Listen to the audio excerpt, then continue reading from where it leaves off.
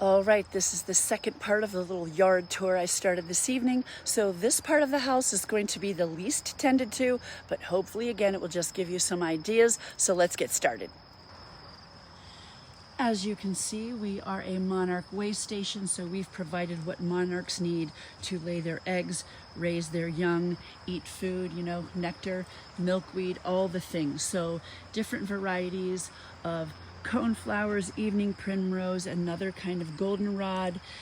This plant over here, which doesn't look so great right now, is a bronze fennel. So if you are into the culinary arts, then ta-da, there you go. I am not. That is literally just a host plant for the black swallowtail butterfly. But we have a lot of native bushes. I'm off the top of my head, I'll give it a shot.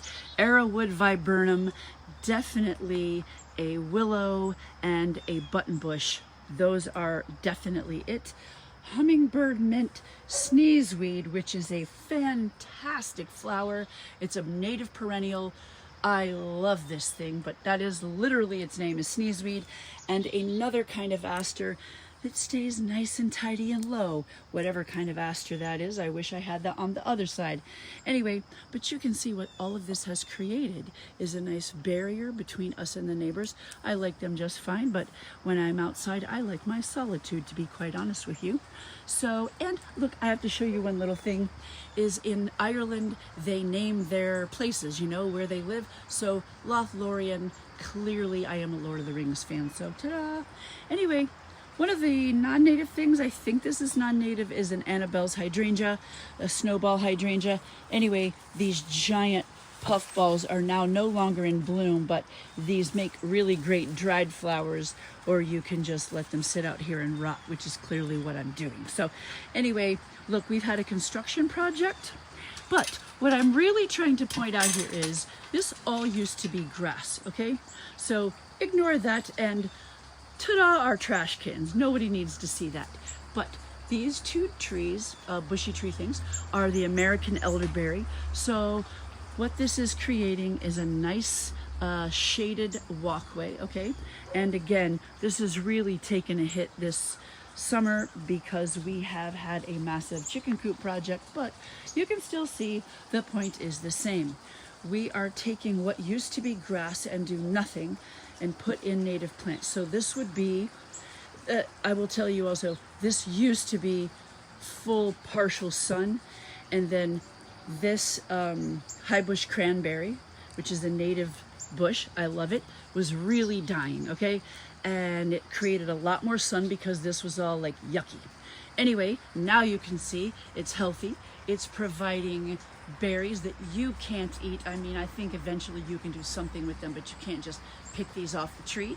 Anyway, but now it's nice and full again, so it's creating way more shade, and now some things are dying, okay? But I'll get that fixed this fall. Fall is a great time to make plans and plant things by seed or bulb, because then it can go through the whole winter and it will bloom in spring and summer. Otherwise, you can buy plants of native perennials and plant them in the spring.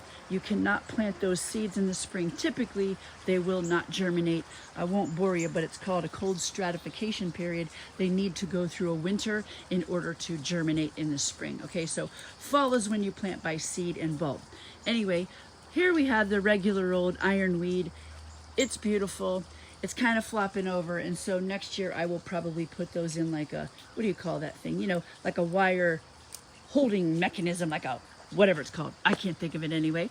But figwort, late figwort, and whatever kind of figwort it is anyway.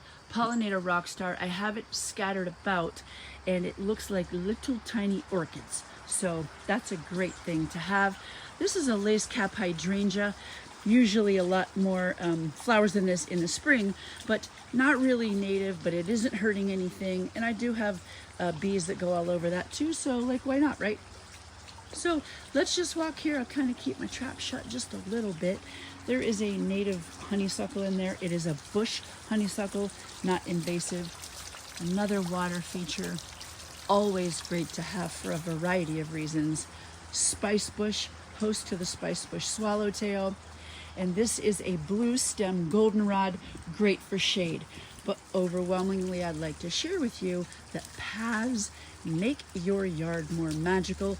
Every little kid that comes over here absolutely loves the paths, and I did it because they make me happy, but also for the purpose of what would you say, a utility purpose, to actually access the places where I've planted.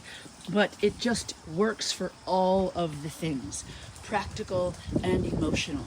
Another path so you can actually access the pond. There are dragonfly larvae and frogs in here as well. Let's turn around. Oh yeah, another elderberry, a black lace elderberry, I think. Listen, if you're looking for Latin names from me, you are not going to get it. But we have two different kinds. Actually, this is the black lace, and I can't remember what kind that is. But they're all native elderberries. For a little bit of a architectural, whatever you say, an architectural element, we built a wall. I'm very fortunate. My husband is handy. So we wanted just something more than a flat patio, and overwhelmingly I want to help people understand that your backyard can be more than just a patio. So I'll swing around here. This is the figwort that I was talking about, and I don't know if I'll be able to find a flower. Oh, it will never, it was never going to zoom in because they're very, very, very small. There. Anyway, it's really small, but the bees absolutely love it. So they're on here all the time, and they can take partial shade and sun. So look at the figworts, Figwart, and you can see the berries of the elderberry, and the birds absolutely love it. Oh, hot dog. Look at that. I am a praying mantis freak. Look at that. That is our native Carolina mantis. And you can see in relation to my hand how small that is. That is almost full size, not quite, but anything bigger than that. If you see a mantis in Ohio that is 3 to 4 times as big as that, that is an invasive mantis, either a Chinese mantid or a European mantid. I've been looking for you, friend. Anyway, these elderberries are a great thing to make pies, jam, elixirs, all the things, none of which do I have time for. So I let all of the birds eat this, and that is literally gardening for wildlife. So anyway, I will take 100 pictures of him later, but you can see, whoops, sorry about that. You can see that is the north side of our house, and I'm going to save that for a different video.